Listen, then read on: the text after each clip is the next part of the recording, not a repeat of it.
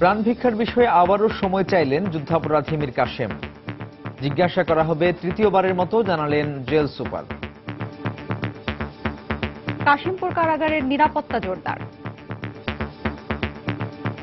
যেহেতু মীর কাসেম আলী গাজীপুরের কারাগারে আছে, স্বাভাবিক কারণে যে আগের চেয়ে একটু সিকিউরিটি আমরা বাড়িয়েছি।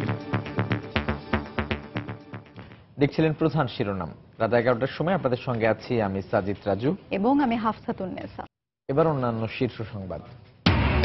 রাজধানীতে শিক্ষার্থী রিশা হত্যার আসামি ওবায়দুলের 6 দিনের রিমান্ড মঞ্জুর। সর্বোচ্চ শাস্তির দাবিতে মানববন্ধন। সন্ত্রাস ও জঙ্গিবাদ ঐক্যবদ্ধভাবে নির্মূল করতে হবে বললেন প্রধানমন্ত্রী। সন্দেহ হলেই আইন শৃঙ্খলা রক্ষা বাহিনীকে জানানোর আহ্বান।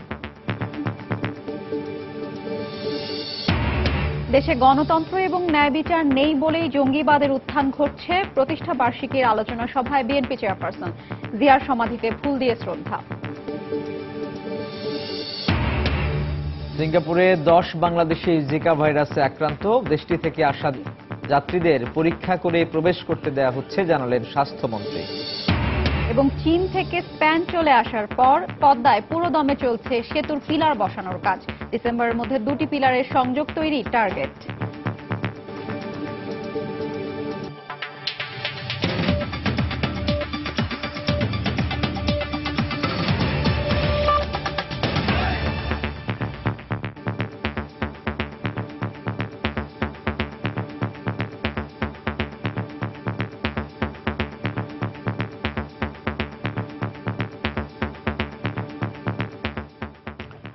প্রাণ ভিক্ষার বিষয়ে আবারও সময় চাইলেন যুদ্ধাপরাধী মীর কাসেম আলী। তৃতীয়বারের মতো তাকে জিজ্ঞাসা করার কথা রয়েছে। গাজীপুরের কাশিমপুর কারাগারের জেল সুপার প্রশান্ত কুমার বণিক সকালে মীর কাসেমের সঙ্গে দেখা করার পর সাংবাদিকদের একথা জানান। এর আগে গতকাল প্রাণ ভিক্ষার বিষয়ে জানতে চাওয়া হলে নিখোঁজ ছেলের সন্ধান না পাওয়া পর্যন্ত সময় চান জামাতের এই নেতা। অবস্থার পরিপ্রেক্ষিতে তাকে যৌক্তিক সময় দেয়া হবে বলে জানায় কারা কর্তৃপক্ষ। 71-এ মানবতা বিরোধী অপরাধের দায়ে মৃত্যুদণ্ডপ্রাপ্ত জামাতের কেন্দ্রীয় নির্বাহী পরিষদের সদস্য মীর কাসেম আলী দেশের সর্বোচ্চ আদালতের রায় পুনর্বিবেচনার আবেদন করেছিলেন। গত মঙ্গলবার আপিল বিভাগ সেই আবেদন খারিজ করে মৃত্যুদণ্ড বহাল রাখলে বিচার প্রক্রিয়া শেষ হয়। নিয়ম অনুযায়ী এরপর তিনি রাষ্ট্রপতির কাছে প্রাণ ভিক্ষার আবেদন করতে পারবেন। প্রাণ ভিক্ষার আবেদন করবেন না বলে সিদ্ধান্ত জানালে বা আবেদন করার পর নাকচ হলে যে কোনো সময় তার ফাঁসি কার্যকর হতে পারে। এদিকে বিকেলে কাশিমপুর কারাগারের নিরাপত্তা ব্যবস্থা ঘুরে দেখেন গাজীপুরের পুলিশ সুপার হারুনুর রশিদ। তিনি সাংবাদিকদের বলেন, কাশিমপুর কারাগারের চারপাশের নিরাপত্তা ব্যবস্থা জোরদার করা হয়েছে।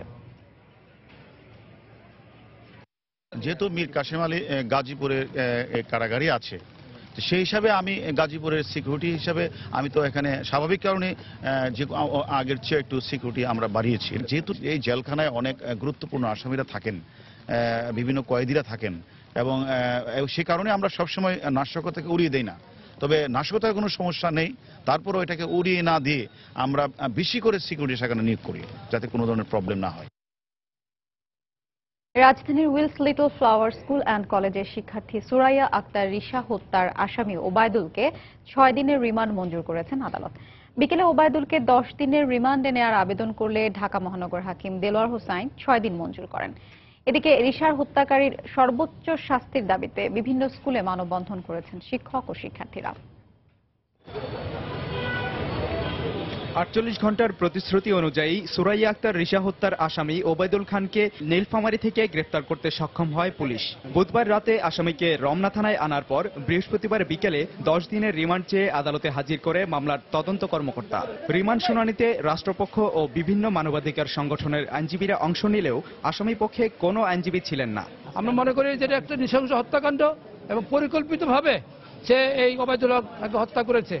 তা আমরা রিমান্ডে আমরা বলেছি যে এই ঘটনার সাথে আরো কেউ থাকতে পারে, প্রত্যক্ষ পরোক্ষ কেউ যদি জড়িত থাকে সেটাও বের হওয়া দরকার, এবং আদালত আমাদের বক্তব্য শুনে 6 দিনের রিমান্ড মঞ্জুর করেছে। কোন ধরনের মামলার আমরা সুষ্ঠু তদন্ত হলেও আমরা মামলার বিচারটা ঠিকভাবে পাচ্ছি না, যার কারণে এই বখাটেরা দীর্ঘদিন এই উত্তক্তকরণটা বেড়ে যাচ্ছে, এবং এর ফলে যে আত্মহত্যা বলেন বা হত্যা বলেন সেগুলা কিন্তু বেড়েই যাচ্ছে। এই হত্যাকাণ্ডের বিচার চাইতে আদালতে উপস্থিত হন রিশার বাবা মা। দ্রুত ট্রাইব্যুনালে যে তার বিচারটা হয়, আমার রিশা হত্যাকারী ফাঁসি চাই, আর রিচা আর বহাল যাতে থাকে, এটা যাতে উচ্চ আদালতে। সহপাঠীকে হারিয়ে ক্ষুব্ধ শিক্ষার্থীরা বৃহস্পতিবার দুপুর 12টা থেকে 1টা পর্যন্ত কাকরাইলের স্কুলের সামনে দীর্ঘ মানববন্ধন করেন। রিশার হত্যাকারী ওবায়দুলের সর্বোচ্চ শাস্তি কার্যকর না হওয়া পর্যন্ত আন্দোলন চালিয়ে যাওয়ার ঘোষণা দেয় শিক্ষার্থীরা। রিশা হত্যাকারীকে শুধু গ্রেফতার করলেই চলবে না, আমরা ফাঁসি চাই। আমাদের জীবনের নিরাপত্তা চাই, তাই রিশা হত্যাকার ফাঁসি চাই। গত 24 আগস্ট পরীক্ষা শেষে কাকরাইলের স্কুলের সামনেই সুরাইয়া আক্তার রিশাকে ছুরিকাঘাত করে পালিয়ে যায় দর্জি কর্মচারী ওবায়দুল। পরে ঢাকা মেডিকেল কলেজ হাসপাতালে চিকিৎসাধীন অবস্থায় মৃত্যু হয় রিশার। সাদিকুর রহমান, সময় সংবাদ, ঢাকা। সন্ত্রাস ও জঙ্গিবাদ ঐক্যবদ্ধভাবে নির্মূল করতে হবে বলে মন্তব্য করেছেন প্রধানমন্ত্রী শেখ হাসিনা। কোনো কিছু সন্দেহ হলেই আইন শৃঙ্খলা রক্ষা বাহিনীকে জানানোর আহ্বান জানিয়েছেন তিনি। সকালে বিজিবি সদর দপ্তরে সীমান্ত ব্যাংক লিমিটেডের প্রধান কার্যালয়ের উদ্বোধনী অনুষ্ঠানে বক্তব্য দেন শেখ হাসিনা। মুক্তিযুদ্ধ থেকে শুরু করে দেশের প্রতিটি উন্নয়ন দুর্যোগে বিজিবি দক্ষতার সঙ্গে কাজ করছে উল্লেখ করে বাহিনীকে আরও শক্তিশালী করে গড়ে তোলার ঘোষণা দেন প্রধানমন্ত্রী। দেশের অন্যান্য বাণিজ্যিক ব্যাংকের মতো করেই গত 21 জুলাই বিজিবির সীমান্ত ব্যাংক লিমিটেডকে তফসিলি ব্যাংক হিসেবে লাইসেন্স দেয় বাংলাদেশ ব্যাংক। সকালে পিলখানায় প্রধানমন্ত্রী শেখ হাসিনা নিজে প্রথম অ্যাকাউন্ট খুলে ব্যাংকটির আর্থিক কার্যক্রম উদ্বোধন করেন। অনুষ্ঠানে উপস্থিত ছিলেন স্বরাষ্ট্রমন্ত্রী আসাদুজ্জামান খান কামাল এবং ব্যাংকটির চেয়ারম্যান ও বিজিবির মহাপরিচালক মেজর জেনারেল আজিজ আহমেদ। এই ব্যাংকটির মাধ্যমে বিজিবি পরিবারের সদস্যরা সহজ শর্তে ঋণ সুবিধা সহ সীমান্ত এলাকার কর্মসংস্থানে বিশেষ ভূমিকা রাখবে বলে জানানো হয়। আপনার শৃঙ্খলা, আনুগত্য ও নিষ্ঠার সাথে কাজ করে ঐতিহ্যবাহী প্রতিষ্ঠান বিজিবির সুনামকে অক্ষুণ্ণ রাখবেন। যে 75-এর পর থেকে এই সন্ত্রাস এবং জঙ্গিবাদ নানাভাবে দেখা দিয়েছে, কিন্তু আজকে এই জঙ্গিবাদ সন্ত্রাস দমনে সমস্ত জাতি ঐক্যবদ্ধ। এখানেও আপনারা যারা উপস্থিত সকলেরই একটা দায়িত্ব রয়েছে যে আমাদের ছেলেমেয়েরা কেউ যেন এই জঙ্গিবাদের সাথে যুক্ত না হয়।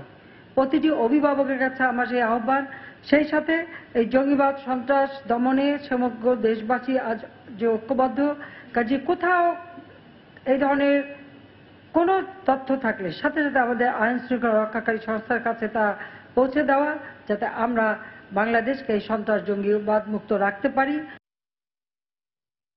বিএনপি চেয়ারপারসন বেগম খালেদা জিয়া অভিযোগ করে বলেছেন, দেশে গণতন্ত্র এবং ন্যায় বিচার নেই বলেই জঙ্গিবাদের উত্থান ঘটছে। এর জন্য বর্তমান সরকারকে দায়ী করেন তিনি। প্রতিষ্ঠা বার্ষিকী উপলক্ষে রাজধানীর ইঞ্জিনিয়ার্স ইনস্টিটিউশনে আলোচনা সভায় বক্তব্য রাখেন তিনি। বেগম জিয়া বলেন, ক্ষমতায় টিকে থাকার জন্য কারো সঙ্গে চুক্তি করেনি বিএনপি। এদের কারো কোনো দেশপ্রেম নেই। এরা নিজেদের মুক্তিযুদ্ধের সপক্ষের শক্তি বলে দাবি করে, কিন্তু সত্যিকারের মুক্তিযুদ্ধের সপক্ষের শক্তি আপনারা, তাহলে দেশটার এই দুর্দশা করছেন কেন? আমরা সকলের সঙ্গে সুসম্পর্ক, বন্ধুত্বপূর্ণ সম্পর্ক রাখবো, কিন্তু মাথা উঁচু করে আমরা থাকবো। মাথা নিচু করে পেছনের দরজা দিয়ে আমরা শুধুমাত্র ক্ষমতায় যে সবকিছু বিক্রি করে দেওয়ার জন্য নয়। আজকে বিচার বলে কিছু নাই। যেখানে ন্যায় বিচার থাকে না, যেখানে গণতন্ত্র থাকে না, সেখানে জঙ্গিবাদের উত্থান ঘটে। এই আওয়ামী লীগের সময় জঙ্গিবাদের উত্থান ঘটেছিল প্রথম। এর আগে সকালে বিএনপির 38তম প্রতিষ্ঠা বার্ষিকী উপলক্ষে দলটির নেতাকর্মীদের সঙ্গে নিয়ে প্রতিষ্ঠাতা জিয়াউর রহমানের সমাধিতে ফুল দিয়ে শ্রদ্ধা জানান বিএনপি চেয়ারপারসন বেগম খালেদা জিয়া। শ্রদ্ধা জানানোর শেষে শেরেবাংলা নগরের চন্দ্রিমা উদ্যানে জিয়ার সমাধিতে মোনাজাতে অংশ নেন তিনি। সেখানে বিএনপির মহাসচিব মির্জা ফখরুল ইসলাম আলমগীর, স্থায়ী কমিটির সদস্য মওদুদ আহমদ সহ অন্য নেতাকর্মীরা উপস্থিত ছিলেন।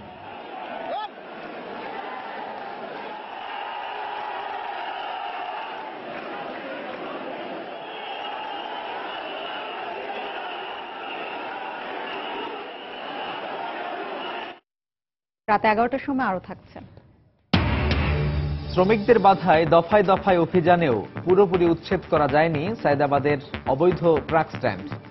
ঈদের পর আবারও অভিযান জানালো সিটি কর্পোরেশন।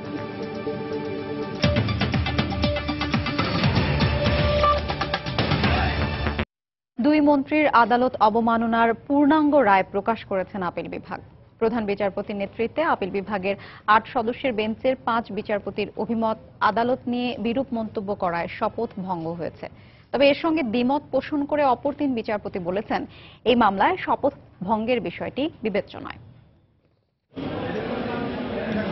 যুদ্ধাপরাধী মীর কাশেম আলীর মামলার আপিলের রায় নিয়ে সংশয় প্রকাশ করে দেয়া কিছু মন্তব্যের জেরে আদালত অবমাননার দায়ে দোষী সাব্যস্ত হন খাদ্যমন্ত্রী অ্যাডভোকেট কামরুল ইসলাম ও মুক্তিযুদ্ধ বিষয়ক মন্ত্রী আকম মোজাম্মেল হক। গত 27 মার্চ দেয়া সংক্ষিপ্ত রায়ে তাদের 50,000 টাকা করে আর্থিক দণ্ডও দেয়া হয়। এরই মধ্যে জরিমানার টাকা পরিশোধ করেছেন এই 2 মন্ত্রী। এর 6 মাসের মাথায় 54 পৃষ্ঠার পূর্ণাঙ্গ এ রায় প্রকাশ করল আপিল বিভাগ। রায়ে 8 বিচারপতির মধ্যে 5 জন বিচারপতির মত, সাংবিধানিক পদে থেকে বিচার বিভাগ নিয়ে তাদের ওই মন্তব্যে শপথ ভঙ্গ হয়েছে। যদিও এর সাথে দ্বিমত পোষণ করে রায় লেখা বিচারপতি হাসান ফয়েজ সিদ্দিকী 2 মন্ত্রীর আদালত অবমাননার রায়ের সাথে একমত হলেও তারা শপথ ভঙ্গ করেছেন কিনা এ মামলায় বিবেচ্য বিষয় নয় বলে মত দিয়েছেন। বিচারপতি বলেছেন যে আদালত অবমাননা করেছেন,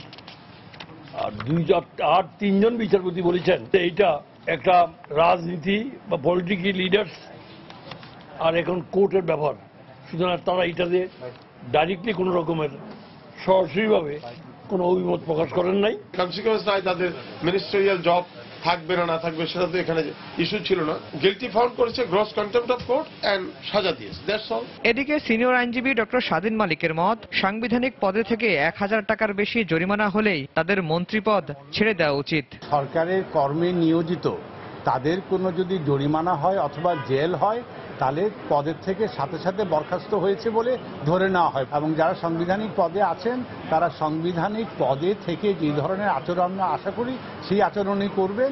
যদিও 2 মন্ত্রীর আদালত অবমাননার পূর্ণাঙ্গ রায়ের বিষয়ে কোনো মন্তব্য করতে রাজি হননি আইনমন্ত্রী অ্যাডভোকেট আনিসুল হক ও অ্যাটর্নি জেনারেল মাহবুবে আলম।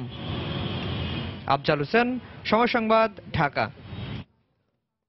পদ্মা সেতুর নির্মাণ কাজের অগ্রগতি নিয়ে প্রতি মাসের 1 তারিখে আমরা বিশেষ রিপোর্ট প্রচার করে থাকি। এরই ধারাবাহিকতায় আজ থাকছে সেতুর পিলার স্থাপনের অগ্রগতি নিয়ে রিপোর্ট। চীন থেকে স্প্যান চলে আসার পর এখন নদীতে পুরো দমে চলছে পদ্মা সেতুর পিলার বসানোর কাজ। আগামী ডিসেম্বরের মধ্যে 2টি পিলারের মধ্যে স্প্যান বসিয়ে সংযোগ তৈরির টার্গেটকে সামনে রেখে কাজ এগিয়ে নেওয়া হচ্ছে। সংশ্লিষ্টরা জানিয়েছেন, এখন পর্যন্ত মূল সেতুর 28% কাজ শেষ হয়েছে। প্রকল্প এলাকা ঘুরে এসে এহসান জুয়েলের রিপোর্ট, ছবি তুলেছেন সাইফুল ইসলাম। মুন্সিগঞ্জের মাওয়ায় পদ্মা সেতুর ইয়ার্ড। সুপার স্ট্রাকচারের জন্য বিশেষভাবে নির্মিত দ্বিতীয় ওয়ার্কশপটি ব্যস্ত এখন চীন থেকে আসা স্প্যানগুলো জোড়া দেওয়ার কাজে। গত মাসের মাঝামাঝি সময়ে জাহাজে করে এসব স্প্যান নিয়ে এসে ঠাঁই দেওয়া হয়েছে এখানে। চীনে প্রায় 80 মিলিমিটার পুরু স্টিল প্লেট কেটে ওয়েল্ডিং করে তৈরি করা হয়েছে এই স্প্যানগুলো। মাওয়ায় ল্যাব টেস্ট করার পর ক্রমান্বয়ে 129টি স্প্যানকে জোড়া দিয়ে তৈরি করা হবে প্রায় 3000 টন ওজনের একটি সুপার স্ট্রাকচার, যা 2টি পিলারের মধ্যে বসে তৈরি করা হবে সংযোগ। আর গার্ডার সহ দ্বিতল সুপার স্ট্রাকচার বসিয়ে দেওয়া হলে এর নিচ দিয়ে চলবে ট্রেন ও উপর দিয়ে চলবে অন্য যানবাহন। যে পার্টসগুলো আমাদের এসেছে 15 মিটার, 18 মিটার, 10 মিটার, সেই পার্টসগুলো জোড়া দিয়ে আমরা 150 মিটারের স্প্যানটা তৈরি করব। স্প্যান তৈরি করার পরে আমাদের এটা রং করা হবে, রং করার পরে আপনার টেস্ট করা হবে, টেস্ট করার পরে আমরা নিয়ে যাব যথাযথ স্থানে, যেখানে যাওয়ার সেখানে চলে যাবে। মাওয়া প্রান্তের ইয়ার্ডে যখন স্প্যানগুলো জোড়া দেওয়ার কাজ চলছে, তখন একই সময় নদীতে চলছে পাইল ড্রাইভিং এর কাজ। আর জোড়া দেয়া এই 150 মিটার দীর্ঘ স্প্যানগুলো এনে বসিয়ে দেওয়া হবে এই জাজিরা প্রান্তে 2টি পিলারের মধ্যে। তারপরই দৃশ্যমান হয়ে উঠবে পদ্মা সেতুর মূল অবকাঠামোর একাংশ। মাওয়া ও জাজিরা 2 প্রান্তে সব মিলে 8টি পিলারের জন্য এখন নদীতে 27টি পাইল বসানোর কাজ চলছে। আগামী ডিসেম্বরের মধ্যে জাজিরা প্রান্তের 37 ও 38 নম্বর পিলার দুটি পুরো নির্মাণ হলে এ 2টি পিলারের মধ্যে বসানো হবে পদ্মা সেতুর প্রথম স্প্যান। আমাদের টার্গেট হলো ডিসেম্বরের মধ্যে শুরু করা। কত নম্বর পিলারের মাঝখানে আমরা কাজ করব? এটা 37, 38। পাইলিং এর কি অবস্থা আছে? কাজ চলতেছে। একই সময়ে মূল সেতু থেকে সংযোগ সড়কে নেমে আসার জন্য জাজিরা প্রান্তে চলছে ভায়াডাক্ট পাইলের কাজও। সেতুর পাইলিং এর কাজে গতি আনতে আরেকটি হ্যামার যোগ করা হচ্ছে, যেটি এখন সমুদ্রপথে মুন্সিগঞ্জে আসছে। এহসান জুয়েল, সময় সংবাদ, মুন্সিগঞ্জ। কোরবানির ঈদ উপলক্ষে ঈদগাহ সহ গুরুত্বপূর্ণ স্থানে বিশেষ নিরাপত্তা ব্যবস্থা নেওয়া হবে বলে জানিয়েছেন স্বরাষ্ট্রমন্ত্রী আসাদুজ্জামান খান কামাল। বিকেলে সচিবালয়ে সাংবাদিকদের সঙ্গে কথা বলেন তিনি। মন্ত্রী বলেন, নির্বিঘ্নে ঈদ উদযাপনে সব ধরনের প্রস্তুতি নেওয়া হয়েছে। নাশকতা প্রতিরোধে জাতীয় ঈদগাহ, বায়তুল মোকাররম এবং অন্যান্য ঈদগাহ সমূহে বিশেষ নিরাপত্তা ব্যবস্থা প্রদান করব। গোয়েন্দারা আমাদেরকে যে ইনফরমেশন দিচ্ছে কিংবা দিবে, সেই ইনফরমেশনের ভিত্তি করে আমরা প্রত্যেকটা ঈদগাহের আগের থেকেই আমরা প্রিকশন নিব। ঢাকা শহরের প্রতি মহল্লায় ঈদের জামাত হয়ে থাকে তার নিজস্ব ইসে, সেখানেও আমরা আমাদের ওইখানে ভলান্টিয়ার থাকবে, ভলান্টিয়ারও যাতে সজাগ থাকবে।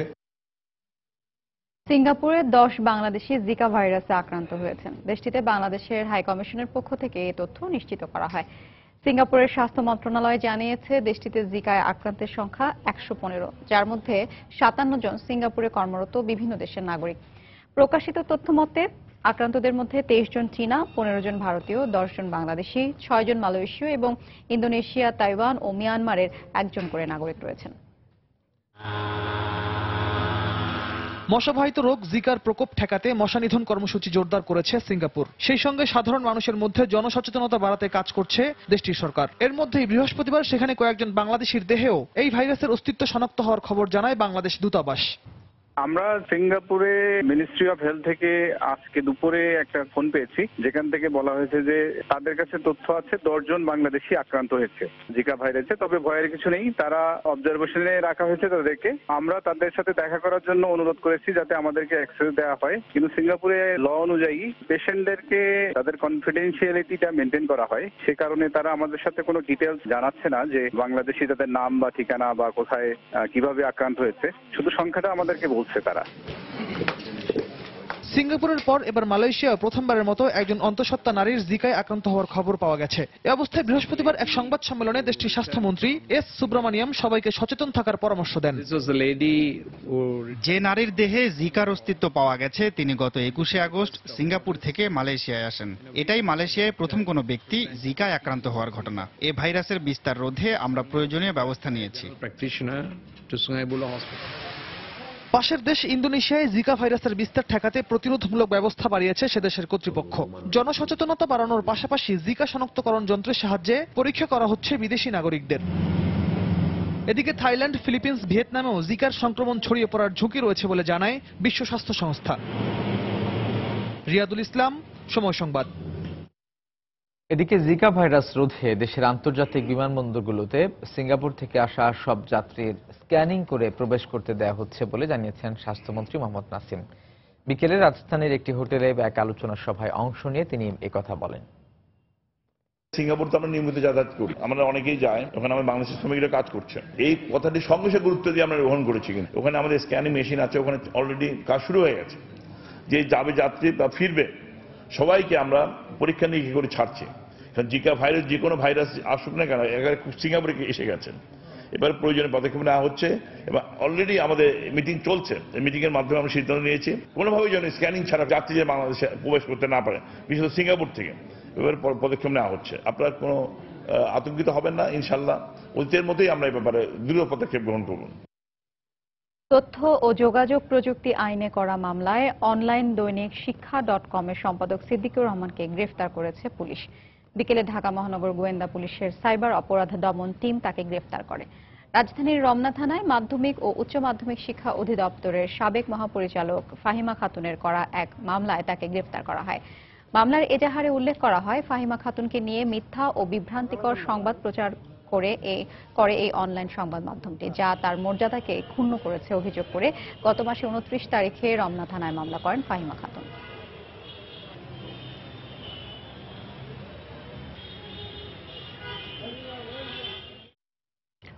কক্সবাজারে অবৈধ অস্ত্র তৈরির কারখানার সন্ধান পেয়েছে র্যাব। সেখান থেকে দেশি বিদেশি অস্ত্র ও অস্ত্র তৈরির সরঞ্জাম সহ একজনকে আটক করা হয়। র্যাব জানায়, বিকেলে কক্সবাজারের উখিয়া উপজেলার চুয়ানখালী এলাকার গহীন পাহাড়ে অস্ত্র তৈরির ওই কারখানায় অভিযান চালানো হয়। ঘটনাস্থল থেকে আবুল হাশিম নামের এক অস্ত্র তৈরির কারিগরকে আটক করে র্যাব।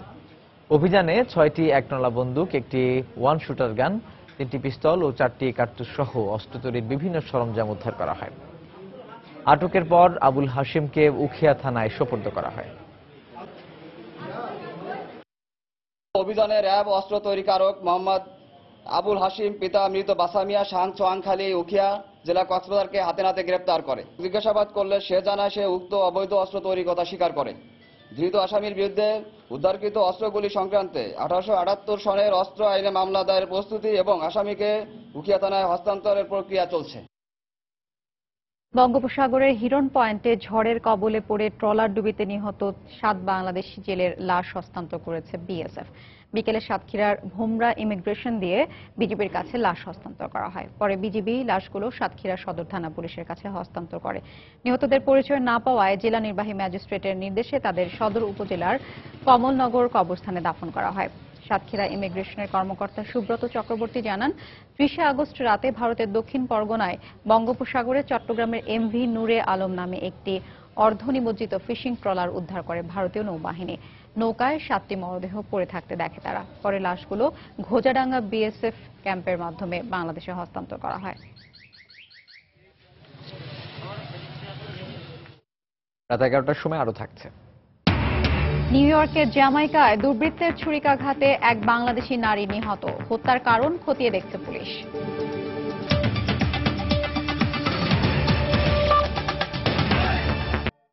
টানা 5 ঘন্টা চেষ্টা চালিয়েও রাজধানীর সায়দাবাদে গড়ে ওঠা অবৈধ ট্রাক স্ট্যান্ড পুরোপুরি উচ্ছেদ করতে পারেনি ঢাকা দক্ষিণ সিটি কর্পোরেশন। বেলা 1টার দিকে অভিযান শুরু করলে উচ্ছেদের বিরুদ্ধে প্রতিবাদ করে ট্রাক শ্রমিকরা। ট্রাক স্ট্যান্ডের বর্তমান জায়গাটি তাদের ব্যক্তি মালিকানাধীন দাবি করে শ্রমিক নেতারা জানান, সরকার স্ট্যান্ডের জন্য জায়গা নির্ধারণ করে দিলেই তারা বর্তমান জায়গাটি ছেড়ে দেবেন। তবে সিটি কর্পোরেশন জায়গাটি নিজেদের দাবি করে জানায়, রাস্তার উপরে রাখা ট্রাকগুলো ইতিমধ্যে সরিয়ে ফেলা হয়েছে এবং ঈদের পরে পুরো এলাকাটি দখলমুক্ত করা হবে। বিকেল পর্যন্ত আইন শৃঙ্খলা রক্ষাকারী বাহিনীর সহায়তায় দফায় দফায় উচ্ছেদ অভিযান চালিয়ে অল্প সংখ্যক ট্রাক সরাতে সক্ষম হয় ঢাকা দক্ষিণ সিটি কর্পোরেশন।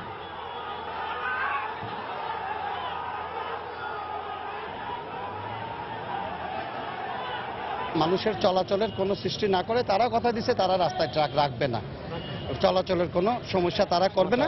তারা এই ব্যাপারে সম্পূর্ণভাবে সহযোগিতা করবে। তাদের নেতৃবৃন্দ এই প্রতিশ্রুতি আমাদেরকে দিয়েছে এবং ভবিষ্যতে সুন্দর ভালো একটা সাবস্টিটিউট জায়গা পেলে তারা সেখানে শিফট করবে। আমরা ব্যক্তি মালিকানা যে জায়গায় আছি আমরা ওই জায়গায় থাকবো, বাইরে 1 ইঞ্চিও যাব না। আর জনগণের যে কষ্ট হোক এরকম কোনো কাজ আমরা করব না। তার পাশাপাশি আরেকটা কথা হলো, আমাদেরকে যদি ট্রাক স্ট্যান্ডের কোনো ব্যবস্থা করে আমরা সাথে সাথে ওখানে যাইব গিয়া। নরসিংদীর ঘোড়াশাল, খুলনার বোয়ালপাড়া এবং সিরাজগঞ্জের বাঘাবাড়ির বিদ্যুৎ কেন্দ্রগুলোর সংস্কারের পাশাপাশি উৎপাদন ক্ষমতা বাড়ানোর সিদ্ধান্ত নিয়েছে সরকার। সকালে বিদ্যুৎ, জ্বালানি ও খনিজ সম্পদ প্রতিমন্ত্রী নসরুল হামিদ সাংবাদিকদের এই কথা বলেন।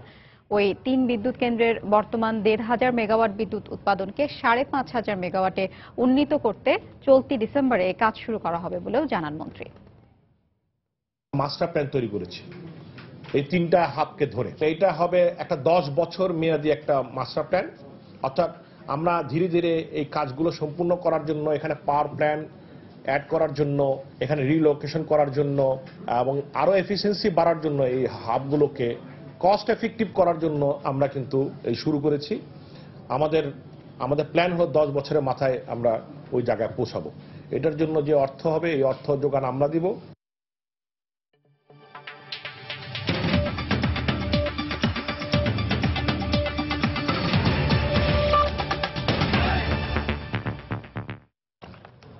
শরীয়তপুর বালিকা উচ্চ বিদ্যালয়ের সাবেক শিক্ষক নাজমা বেগম বুধবার নিউ ইয়র্কের জ্যামাইকায় দুর্বৃত্তের ছুরিকাঘাতে নিহত হয়েছেন। কে বা কারা কি উদ্দেশ্যে হত্যাকাণ্ড ঘটিয়েছে তা খতিয়ে দেখছে পুলিশ। ঘটনার বিস্তারিত জানিয়েছেন আমাদের যুক্তরাষ্ট্র প্রতিনিধি শিয়াবুদ্দিন কিসলু। নবাবপুর সরকারি হাই স্কুলের শিক্ষিকা নাজমা বেগম সন্ধ্যায় মর্মান্তিকভাবে দুর্বৃত্তের ছুরিকাঘাতে নিহত হয়েছেন নিউ ইয়র্কের বাঙালি অধ্যুষিত জামাইকাতে এবং এই বাড়িতে এখন শোকে স্তব্ধ। কেন নাজমা বেগমকে দুর্বৃত্তরা হত্যা করেছে সে বিষয়টি এখনো নিশ্চিত নয়।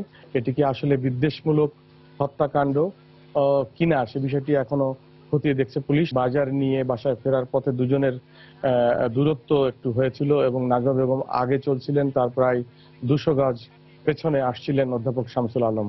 শব্দটা আসতেছে আমাকে মেরে ফেলে লোকে রে, এই সেই শব্দটা আমি আমার ওয়াইফের মনে হইলো আমার কাছে। এরপরে উনি আইসা ওনাকে ধরছে, ধরার পরে উনি মাটিতে লুটায় পড়ছে। পরে নেইবাররা আইসা পুলিশ কল করছে, অ্যাম্বুলেন্স কল করছে। অ্যাম্বুলেন্স ছুটে আসে এবং তাকে হাসপাতালে নেওয়া হয়, কিন্তু হাসপাতালে নেওয়ার পরে তাকে আর বাঁচানো সম্ভব হয়নি। শিহাবুদ্দিন কিসলু, সময় সংবাদ, নিউ ইয়র্ক, যুক্তরাষ্ট্র।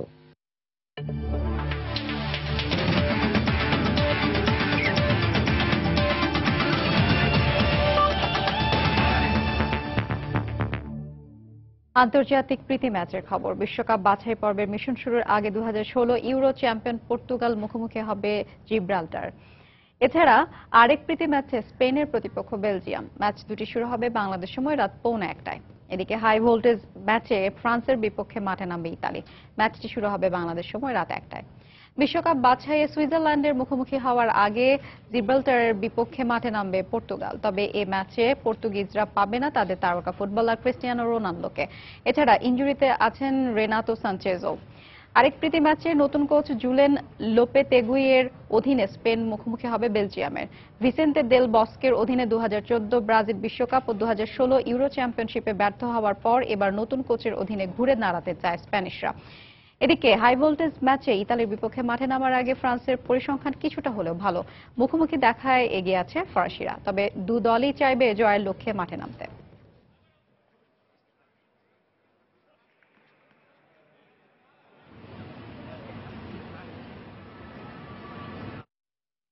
রাত 11টার সময় এ পর্যায়ে শীর্ষ সংবাদ জানিয়ে দিচ্ছি আরো একবার। প্রাণ ভিক্ষার বিষয়ে আবারও সময় চাইলেন যুদ্ধাপরাধী মীর কাসেম। জিজ্ঞাসা করা হবে তৃতীয়বারের মতো, জানালেন জেল সুপার। রাজধানীতে শিক্ষার্থী রিশা হত্যার আসামি ওবায়দুলের 6 দিনের রিমান্ড মঞ্জুর। সর্বোচ্চ শাস্তির দাবিতে মানববন্ধন। সন্ত্রাস ও জঙ্গিবাদ ঐক্যবদ্ধভাবে নির্মূল করতে হবে বললেন প্রধানমন্ত্রী। সন্দেহ হলেই আইন শৃঙ্খলা রক্ষা বাহিনীকে জানানোর আহ্বান।